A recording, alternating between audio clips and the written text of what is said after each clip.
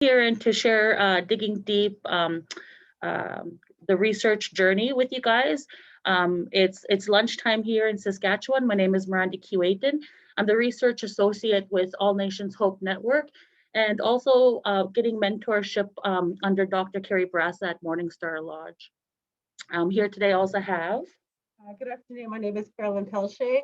I've been working on Digging Deep project since day one, and it's really nice to see the work unfold, and excited to share it with you. So, well, just to introduce the project with you. So it's the Digging Deep, examining the root causes of HIV and AIDS among Aboriginal women. Today, your presenters are Carolyn Pelche and Miranda Kisikaw. I'd like to begin with saying that all research begins with ceremony and ceremony. I'd like to acknowledge those who have participated in research and those who have gone on. I would like to begin with an opening prayer, and I just wanted to let you know that I have my smudge burning, so I invite all of you to light your smudge just to clear the air and clear our minds and to be focused on what we're about to share today. So Creator, I come to you today, ask for prayers for all of us who join here today, to fill our hearts and minds with gratefulness for another day. I ask that you protect our home fires and our families. I invite our ancestors to join us as we work to reclaim all they have set in place for us. Guide us, help us, and fill our spirits with your love. Hi, hi. Thank you for that. So, make acknowledgements and acknowledge the Indigenous people in the traditional territory. We would first like to take the opportunity to acknowledge the land on which we facilitate the presentation is on Treaty 4 territory, the traditional territory, the Cree, the Saulteaux, Dakota, Lakota, Nakota, and the homeland of the Métis Nation. So with this slide, we worked with Elder Betty McKenna, who was on the project from day one. Like I said, we began in ceremony. It was taken to lodge, and a lot of our decisions were made in the lodge and in the ceremonies that Elder Betty shared with us. So one of her quotes is, "Women were keepers of the fire, the ones responsible for carrying hot coals from one camp to the next when the family was moving. The women always ensured there was enough coal to start the next fire, and this was essential to survival. This is how it was. The women kept the home fires going, and the ways were responsible for the well-being of the nation." Elder Betty, Personal Communications, July 2017. So with that being mentioned, Elder Betty was helping us in terms of planting a seed. And one of our ways of getting the women to participate with us was that they were our seeds, and we planted it in them that we were going to help them, and we wanted them to share what they've experienced with us when they were doing the surveys, and we invited them to invite other women. And we had a process of how we did that. So we just had the mindset of that we were planting seeds in the women and having them spread their seeds in the community to be able to bring more women in.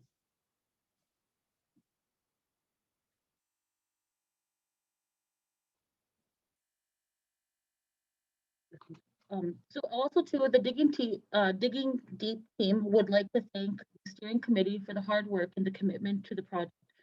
We would like to thank all the people on this slide. The project wouldn't have been what it was if it wasn't for the participants, if it wasn't for the researchers, the co-researchers, and their expertise to guide us with this, and as well community elder and knowledge keepers.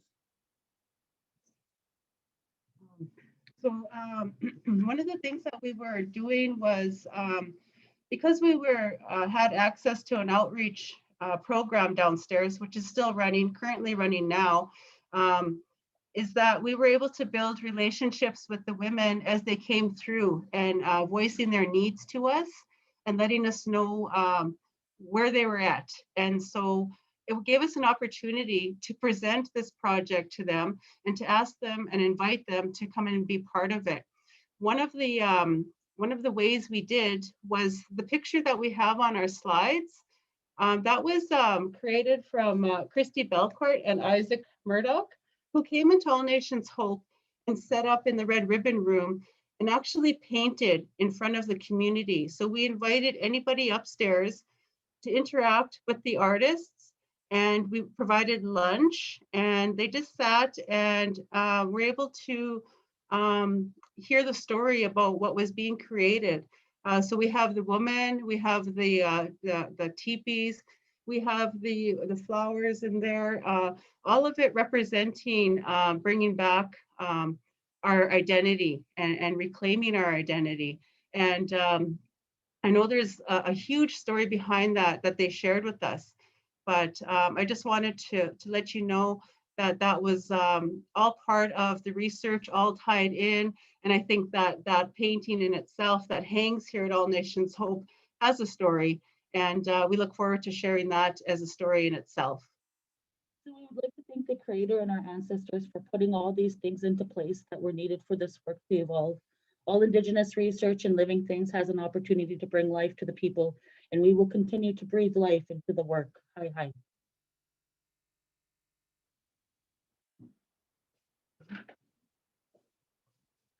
Okay, so in total, we surveyed 175 women were interviewed. And what we had done was we created a poster and we put it out around the city of Regina. We could only have it in Regina, which was fine because we had a high interest. So we would put it out at APSS, we would put it down at Souls Harbor. We got on the ground. We put our boots to the ground and we went out and we seeked out the women that needed to have their stories heard. And so with the research, being new to the research, we made mistakes. And if you've been involved in research, it's something that everybody experiences. So there was some glitches, there was some situations, for example, like sometimes the recorders weren't set on properly, or the volume wasn't set properly, or maybe we were out of batteries. And so out of the 175, we were able to successfully transcribe 148. So just one of those research situations that I'm sure we've all experienced.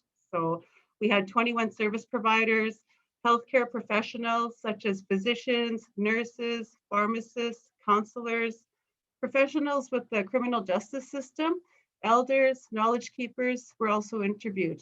I did not do the work alone. I took a team of our outreach to help us engage the women. My coworker Tanya at the time helped me do the surveys, and they were quite lengthy. And we would put aside about an hour for the surveys.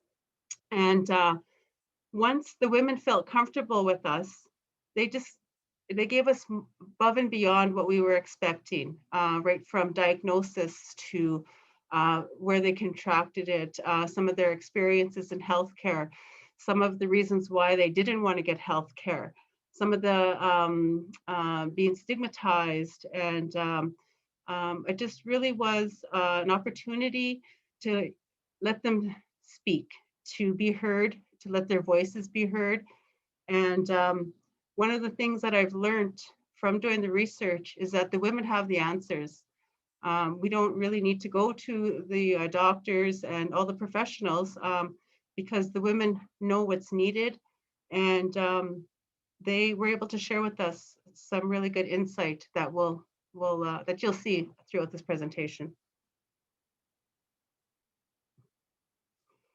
So the project details, the funding is a project was provided by the Canadian Institute of Health Research. In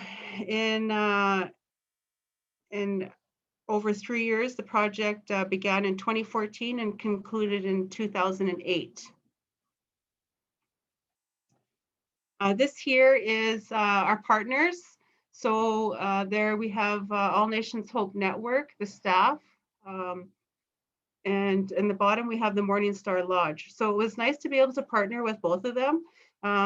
We would conduct the research, the interviews here at All Nations Hope, and we would go to Morning Star Lodge where it was transcribed and where we spent a lot of time with Elder Betty. With this research, it was very heavy work.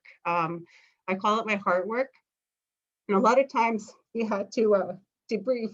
You had to, really absorb what the women were sharing with you.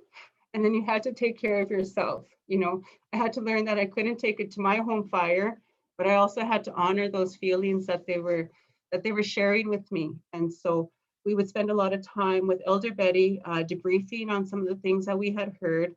And we would, Tanya and I would sit after a long day of doing interviews and just talk it out, because we feel that was one of the most important things, is that we needed to take care of ourselves as well, because it's really heavy information that was shared with us, and they really shared their hearts with us. So it was emotional work, heart work, and it was also very rewarding. Mm-hmm. And I'd also like to say, working under Margaret Kisikaw Piyesis and Dr. Carrie Bourassa, partnered on this project in 2012. They determined the underlying forces in driving HIV among Indigenous women. The partnership with All Nations Hope Network and the community-based research Navigators on the research team contribute to the meaningful and lasting relationships that were developed with the women, as Carolyn had been addressing.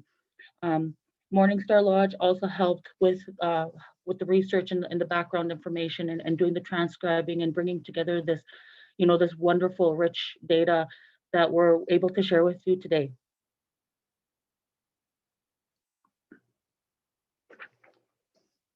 So what is digging deep? Digging Deep examines the root cause of HIV and AIDS among Aboriginal women in the study funded by Canadian Institute of Health Research. All Nations Hope Network, in partnership with Morningstar Lodge, interviewed Aboriginal women who have been tested positive for HIV, AIDS, or Hep C, or at a high risk of contracting either. Conducting the interviews at All Nations Hope Network in Regina, Saskatchewan, the researchers hope to gain insights into the Aboriginal women's experiences with health services and share their stories. The study began in 2014 and concluded in 2018. And our hopes and our hopes of this project were to develop models of care that are culturally appropriate and meet the needs of the Indigenous women. Research had to be undertaken to understand the contributions causing the HIV in Saskatchewan, the impact of colonization, what contributed to poor health outcomes, and the historical and intergenerational trauma affecting generations.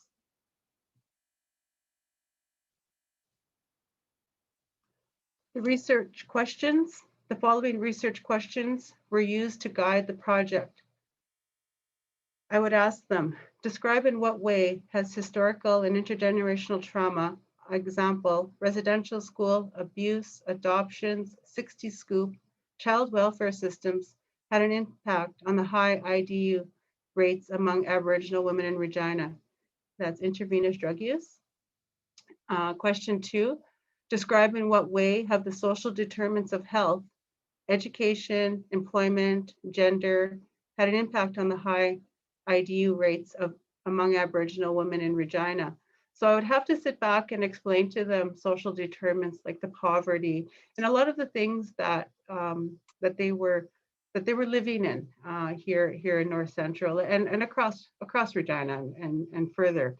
We were just able to only do the pilot project here in Regina, but we had found that it stemmed out much further than that. Question 3, tell me about the kind of supports and services Aboriginal women with HIV and AIDS or HCV are currently accessing. So when that question would come up, we found that a lot of women were having doors closed on them. They felt they weren't being heard. They were being mistreated. They just would rather not go to the hospital, would rather not go see a nurse. would just stay home and self-medicate, which was, the reality for a lot of our women that did the survey. Um, Question 5: how would you describe cultural safety or culturally safe care? That question in that time wasn't very relevant. There was no actual cultural safety care. When they would go see the doctors, one of the questions I would ask them is, has a doctor ever asked you if you've had traditional medicines, or have you ever been to your ceremonies and things like that? And I maybe had one person say yes. So it was about building those networks with the doctors and the nurses, and from day one till today, everything has changed. A lot of good changes have come about. Later in the presentation, we talk about recommendations of care, and I'm very excited to be able to share with you some of the good things that are happening in our community, and that are having a positive impact on the women that took part in the survey. As I go on, a lot of different things come to mind. We are a research of a different kind. We are not a research, I wasn't just getting their story and I was done with them. I was building a relationship with them, getting their story, and continuing to keep that relationship going, supporting them and helping them, finding them the care that they need. Just listening to them, spending time with them. I always tell Miranda, whenever we have exciting projects come up, it's not hard for me to reach back to those relationships that I've built, to be able to bring the women in for more, programming. One of the very exciting programs that I was able to take part in was the Visioning Health 2 that was held here, and I was very excited to help them bring the women in and participate with them. And it's just one of the examples of how the relationship has carried on and will continue to carry on. So there's two more questions on here. One more, question 7: in what ways, or if not, in what ways, describe the aspects and the support services currently available? Are they culturally safe? Describe ways in making services and supports more culturally safe. So in the beginning, there was really no culturally safe information out there, but as we move forward to today, there is.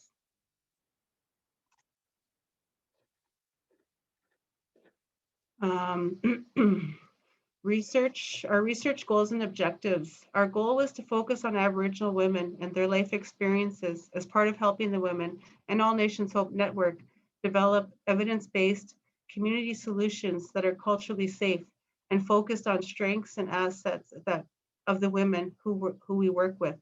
Our specific objectives were these ones here shared on here: understanding the complex Aboriginal determinants of health, developing a modelly culturally safe care, increasing the research capacity of All Nations Hope Network and the broader Aboriginal community in Regina, and develop educational videos to accompany the culturally safe care model and enhance the understanding of the cultural safety for Aboriginal women living with HIV, AIDS, and HCV.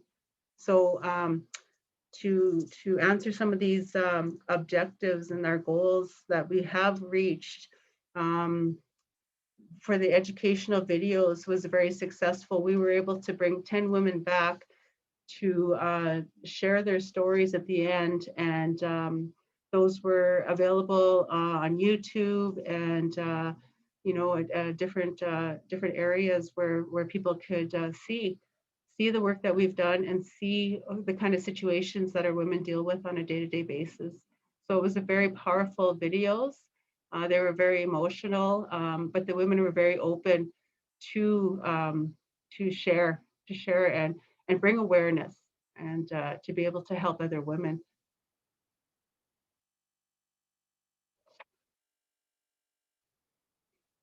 The research team engaged supported, and walked with Aboriginal women living with HIV and or HCV. Community-based research navigators were a key ingredient in the success of this project and used community-based participatory research approach, Indigenous storytelling, and mutual learning methods. CBRNs were women who worked at All Nations Hope Network and were trained to conduct surveys and one-on-one in-depth interviews. They also worked to establish relationships with the participants and walk alongside them for the course of the project and beyond as relationships continue today.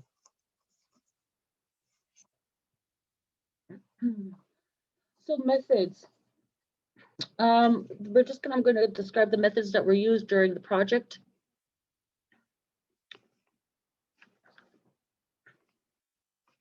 So Indigenous methodologies, we had community-based participatory research, Indigenous storytelling and mutual learning. Methods used was participatory data analysis, data collection from surveys, data analysis using CDUP, in vivo qualitative data analysis computer software, and cultural and ceremony. So I'm just going to kind of touch base on a few of the Indigenous methodologies that we used. So we used community-based participatory research, Indigenous storytelling, and mutual learning. Community participatory research is an appropriate methodology for researchers with and by Aboriginal communities because the practice promotes equality among the researchers and the participants. The CBPR practice also includes reflection, action, and is tend to focus on the systematic inquiry to reflect social change.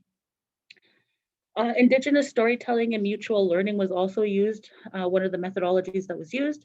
We preferred this method for this project as it provides cultural relevant way of gathering information.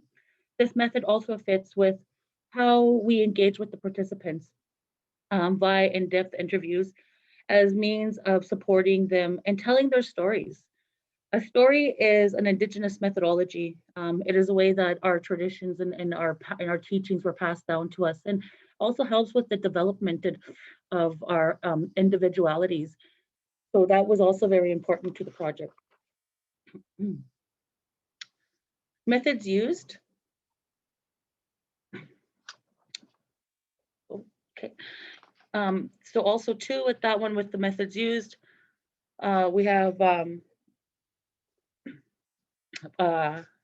participatory data analysis, data collection from surveys, data analysis using CDUP. Oh, sorry guys, I'm just gonna go back. I missed one here. So participatory data analysis was undertaken by the team. It's an active thematic analysis that was completed with interview data. Both Indigenous women and service providers included all research team members as they were available. Research team members included the CBRNs, research assistants, elder, community team members, and academias. Following this, we gathered the community lab to review transcripts, which were analyzed into nodes using in vivo, after which was initially the qualitative data analysis was completed. We had some concepts and themes to begin discussing and organizing these perspectives regarding the data. The collective consensual data analytic procedure, CDUP, adopted from Dr. Judith Ballard, was used to analyze the qualitative data. The data collection from the surveys were entered, cleaned, and analyzed initially by the research assistants and the CBRNs using SPSS, a software. Again, the CBRNs and research assistants, elder community team members, and academias gathered to review the data, finding and assessing with interpreting the findings and the writing of the interpretation. The data analysis was done using the CDUP process developed by Dr. Judith Burlett and adopted by Dr. Carrie Bourassa's team. There are a few data analysis methods that are designed to address the needs for respect, responsibility, reciprocal, and relevancy. Sorry about that, guys. And the CDUP process is an innovative Indigenous method for analysis. CDUP addresses and follows the principles of ownership, control, access, and possession, also known as OCAP, as described by the First Nations Information Government Center. CDUP utilizes the principles of collective thinking mode, a concept when community-based research is conducted in Indigenous communities. A level of negotiation must take place to ensure that the research of the data which the community members participate is handled in such a way that it's culturally appropriate and empowers the community which we serve.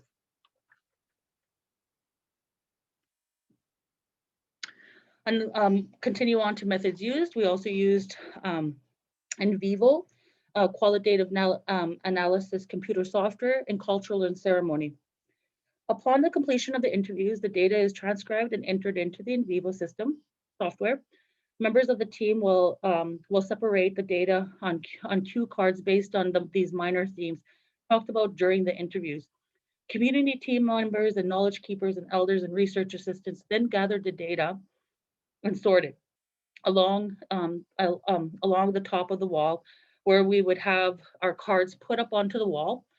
And then we would sit as a panel and discuss as we came, as common themes started to evolve and come along as we were moving along through the interviews. This process is no longer done, as Morningstar Lodge research team has developed and digitalized the CDUP method. So we no longer use cue cards, we no longer use walls. It's all digitalized and on the computer and ready for virtual and in-house meetings. Culture and ceremony was woven throughout the project. This process of understanding community-based research is always started in a good way. The Digging Deep project began with ceremony, including making of tobacco ties for the study of participants. The tobacco ties were wrapped, blessed, and then given to the participants as a gift in thanks of sharing their knowledge. The training of making of tobacco ties is equally important compared to all methods of training, such as in vivo for Morningstar Lodge and staff. Other ceremonies held for the project included sweat lodge ceremonies, water ceremonies, feast, health bundle ceremonies. Elder Betty was the guiding elder throughout the Digging Deep project.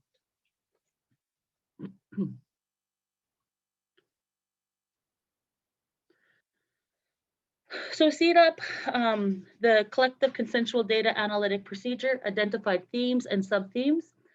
There were 10 major themes and 68 sub-themes that were identified after conducting the CDUP process, and the key findings as well. Morningstar Lodge, the Indigenous Community-Based Health Research Lab here in Regina, developed and performed the CDUP, which I would like to explain and let people know that Morningstar Lodge has adopted the CDUP method. We took it into ceremony, and it was renamed, and it was renamed in Cree, which is Nanatewen Achekewen na Kika Moska Kekewa Pepe Sekishik Etchekit Chikewen Astekokewan, which is also known as NACPA.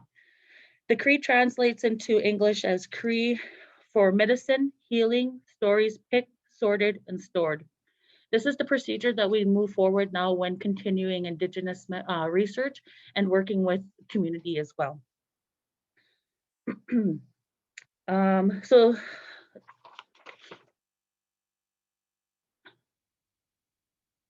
the key findings was recommendations for care, positive health care experiences, negative emotions and experiences, related health issues and core morbidities, barriers to access of health care, intergenerational effects of colonization, kinship support and motivation, resilience, strength, service provider, and service provider sub-themes, and CDUP themes and sub-themes is also what was conducted after the completion of CDUP.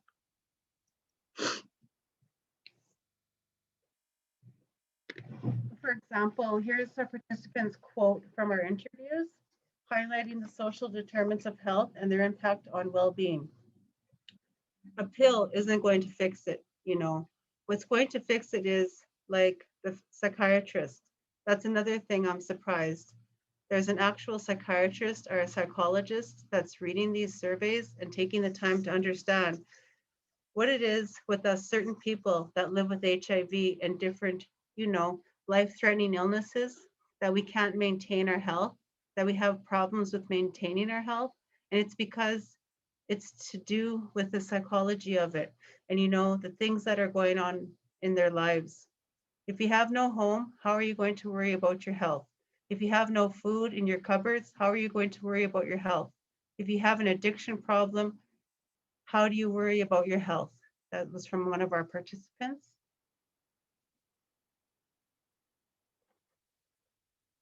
Here's another participant's quote, identifying the role that sharing your story has a healing process. Considering the following statistics of healthcare consumption, it is important for healthcare professionals to have knowledge about HIV and Indigenous women and how to meet their needs of the patients. So here she says, I've always told them that, you know, all of this stuff that I've learned to do. I've learned to speak in front of, you know, 500 people. It didn't just come. But it did help the healing. It really did help the healing, and it did give me a lot of self-encouragement to continue on my path. It's because, you know, I opened myself up to that, and I let go of all the barriers, all the stuff that held me in that pit, you know.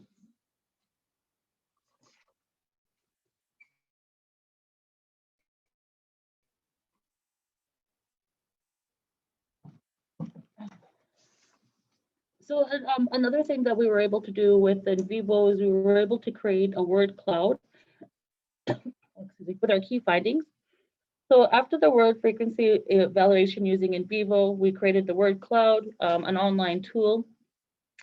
With the assistance of the CBRN community team members, research assistants, and the academias, 10 themes were created in the CDUP process, and a discussion of each identified the theme follows.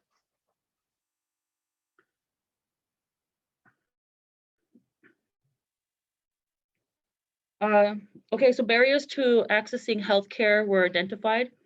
So based on the survey findings, women identified many barriers to accessing healthcare, such as limited resource, lack of medical transportation, cost, and adequate access to HIV medications, lack of provider expertise, other health priorities, lack of provider interest, confidentiality, cultural competency, language barrier, and a lack of or no family support or childcare, and other.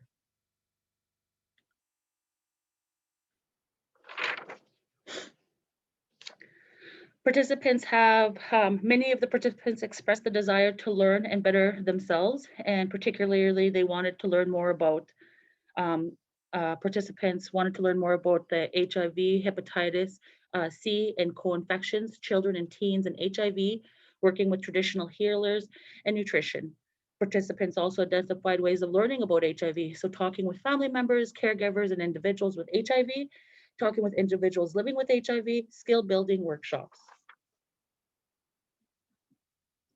Here we have recommendations for care. Throughout the interviews, many recommendations for care were expressed.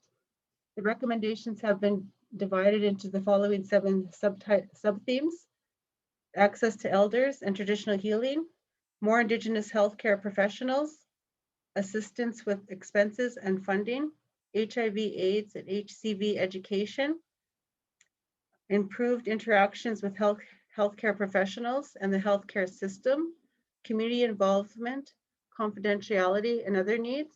So I just want to speak to this slide a little more in depth.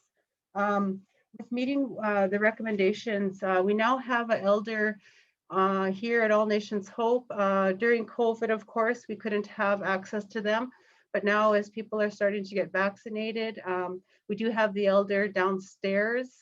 So we have a process down there where the people come through the door, they sanitize, we provide masks, we get them to wash up, and we offer a smudge and an immune boost tea, a medicine blend that's helping with flu and sicknesses. So we offer that to them. And then they can just walk through and get their lunch. It's always provided to go. So the interaction and the time that they're in here is not very long for all of our own safety. Hopefully, when we get back to our new normal, whatever that may look like. We will always be interacting with them personally on a personal level. But so the elders are there to greet them and let them know that that the prayers are being lifted for them, and they do offer one-on-one, but currently we really can't do that. But just having them present and letting them know that they're still there. The elders have always been something that we are important to sharing our Kitayak with the community. So another one that we offer support to those who are tested and seek care. As a navigator myself, since day one, I would physically go with the women to doctor's appointments. When you're walking into a hospital or a doctor's office or anything, it could be intimidating. And so when you have someone there supporting you, I just find the service is a little more genuine, a little more caring, and just helping them through navigating through those systems. So we've also been able to offer bus tickets so they can get to their appointments. And with the programming that we have started, we provide cabs. We give them rides to programming and rides home after programming. We've been having a lot of successful programs before COVID came, and still being able to find a way to serve them during COVID, being a phone call, a support, you know, meeting with them on video chats and things like that, just letting them know that we're here. We do a lot of curbside drop-offs, so we get a lot of donations coming in from the local grocery stores who offer us things that we can share. So we make care packages and we do curbside drop-offs. So we do that with our donations, and we also do that with our medicines. So we've been providing sage and cedar, immune boost teas, and dropping them off there, and just offering any kind of services that we can from a distance, still keeping it going. We since these findings have come about, we now have an in-house nurse, and this word's been, I've been practicing, phlebotomist. We have a phlebotomist here at All Nations Hope. They're actually here today. They come every Wednesday. So we have on-site testing. And what we've been able to do is have the women from the surveys come in and engage with the new people that come through the doors and invite them to get tested.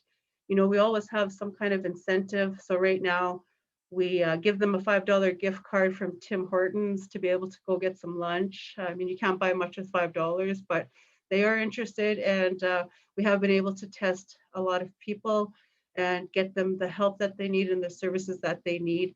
No questions asked. You know, sometimes lack of identification and all of these things prevent you from getting tested. Well, here, that's not the case. And we have a high number of women who have got help with small situations that, if weren't taken care of, could turn to be, you know, could get worse over time. So that's one of a few of the things that we're able to do.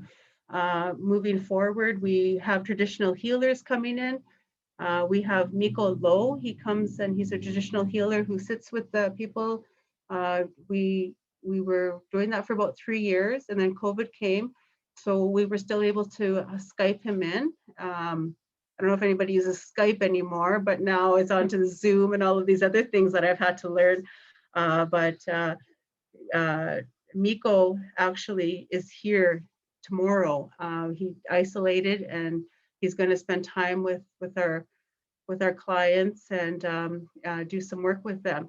We also have energy healers. Bev Willer, she comes in and sits with the women and helps them dig deep into some of the emotions, and really lets us know that, you know, these things that we've experienced are not our fault. And so we also have reflexology coming in and taking care of our feet, having the women's feet taken care of. And so a lot of really positive things have come out of this project. The recommendations we've been able to meet, working with Margaret Kisikaw Piyesis as a visioner.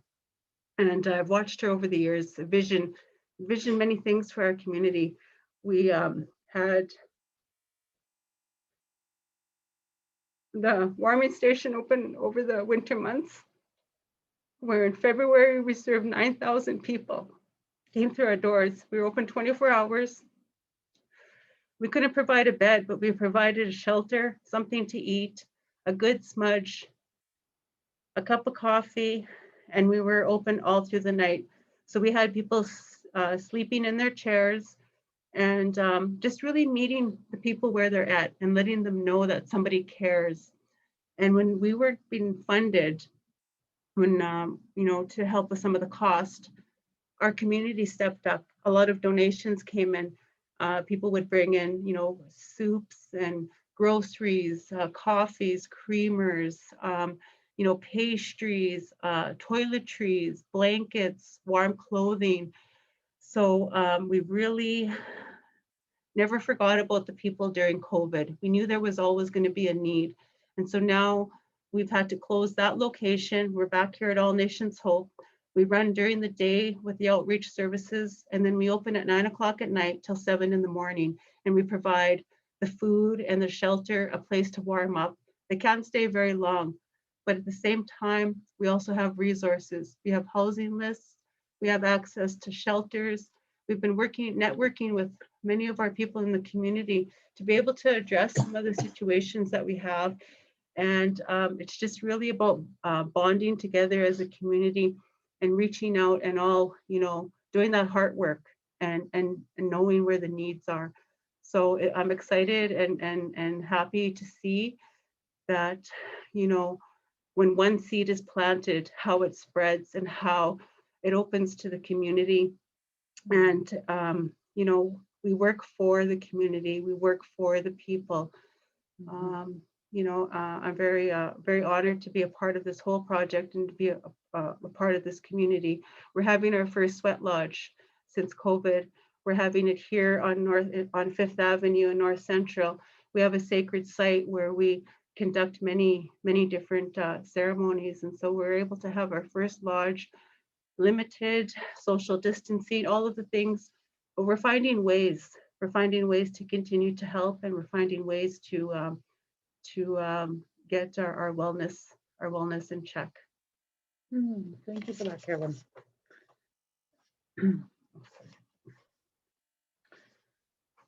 So the next steps, Kodaway to start a fire, igniting cultural responsiveness through community determined intervention research. One of the major community engaged recommendations that emerged from the research findings of Digging Deep involved the continuation of community-based health research with Indigenous women through Kodaway to start a fire, igniting cultural responsiveness through community determined intervention research. The continuation of Digging Deep, Kodaway. So fire is one of the 4 elements essential of life. Elder Betty teaches us how women are responsible for carrying fire for the nation. If women are taken care of, so too will the nation. Restoring Indigenous women and sharing coal embers to start their home fire is nation building. Kodaway, start a fire. Igniting cultural responsiveness through community determined intervention research will create an opportunity for Indigenous women to reflect on and explore their relationships with their health and well-being, and integrate Treaty 4 teachings of women, girls, roles, responsibilities of songs, ceremony, medicine, rites of passage, ongoing seasonal driven cultural intervention practices for women at All Nations Hope Network. We are proud to say that Kodaway is in their 2nd year of the project, working with 7 Willow Warriors who are our core researchers.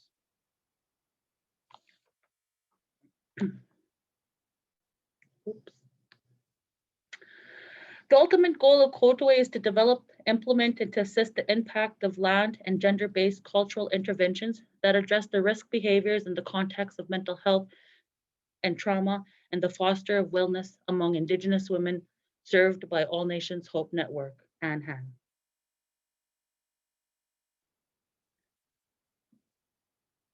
Mananas kamawanen. We'd like to thank you for giving us the opportunity to share this wonderful work that me and Carolyn are honored and happy to be a part of.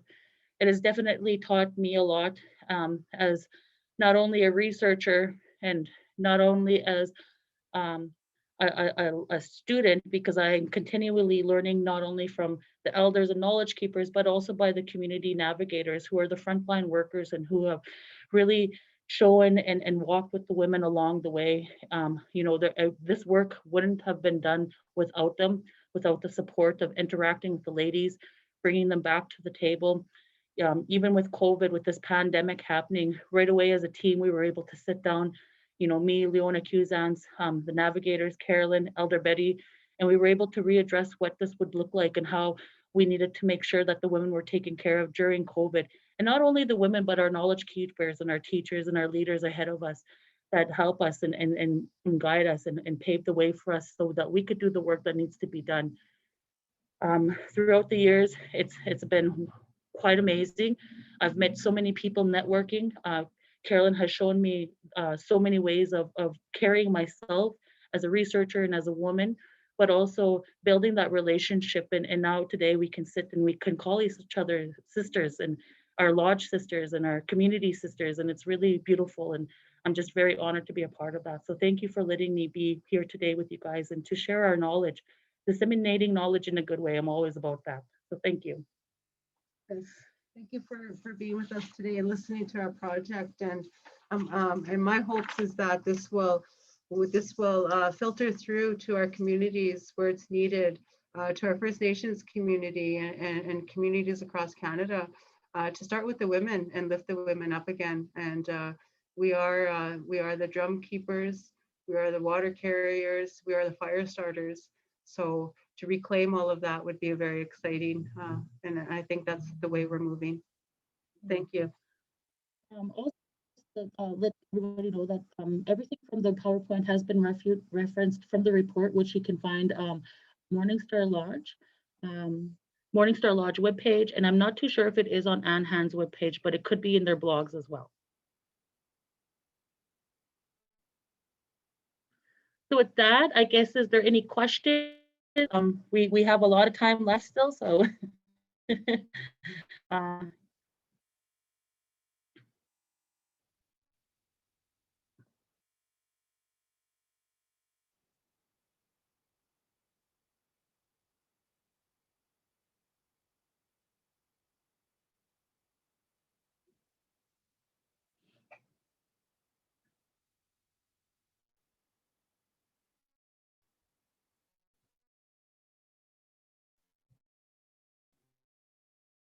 Hello? I'm not sure what's going on. So I want to thank you both for that. I don't have a question, but I want to thank you both for that great presentation. Thank you, Carrie. It was really powerful. It was really nice to listen to. I was hoping people might have questions or comments. If anyone wants to just drop them in the chat, that's fine too. Okay.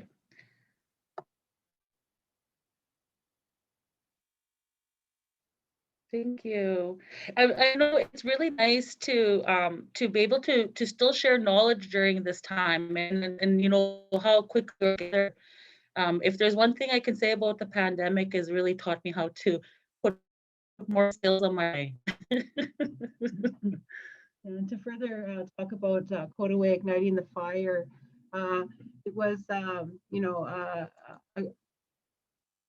really came from digging deep, where we were able to pull back 7 women and do some land-based teachings, some interventions, getting on the land and learning the medicines. And Elder Betty has taken us to many places where roots already were. Our people hundreds of years ago. She took us to Claybank, where we found the stream of clay where warriors would rest and recuperate after a long haul of how they travel across across in their teepees and things like that. She took us to fires that if you went to that fire and if you buried down, you would find generations of fires over the years. So she gave us, you know, when we were out in Claybank, we found the clay stream, and we gathered the clay and its medicine, and we, you know, would use it on our skin and use it when we were sore. And, you know, she also got us to get a stethoscope and listen to that and put it down to Mother Earth and to actually hear Mother Earth's heartbeat. So it's really about work with the women. We just actually met with the 7 Kodaway women this morning. Prior to this, we had a meeting with them, and we're planning, you know, the next month. We're always visioning ahead. And so one of the first things we're going to do is have the sweat lodge, and we invite them to come, and we invite them to bring people that they want to see, you know, well. And just many ongoing projects going, and you know, we're going to get on the land, and we do our medicine picking. We pick the sage, and we hope to go further up north to get the medicines up there. We've been to a medicine camp in Manitoba, and we slept in teepees, and we stayed there for 3 nights, 4 days, and seeing the medicines, learning what medicines offer, and taking part in lodges, and sleeping amongst the bears. We had to carry a whistle around to make sure that if, you know, we came in contact with one, that we could blow that for safety. And so there's just some of the things to that are like Kodaway, and it's ongoing, and we're going back to that camp. We'll go back for 4 years of medicine teaching, and it's just an amazing project. Breathing life into the women is our mission. Yes, and it's you know, it's really beautiful to see, especially working with the Kodaway now, and seeing how, you know, that it started from a research project. This is important, you know, digging deep, finding the root cause of HIV among Indigenous women is really the foundation to the work that we're going to be able to deliver and give to the people.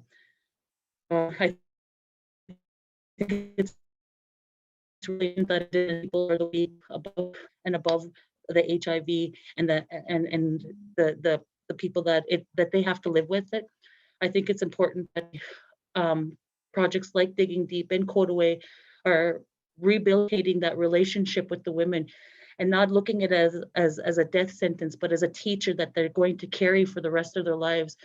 That they accept it today, and that's one of the beautiful things that I like to see, is that it does take time. Time takes a lot. It takes, there's healing in time, and when I see the women that are living with it, are affected by it, they've really have been content to now, given the responsibility of their identity as women, as Indigenous women, with the helping of Elder Betty.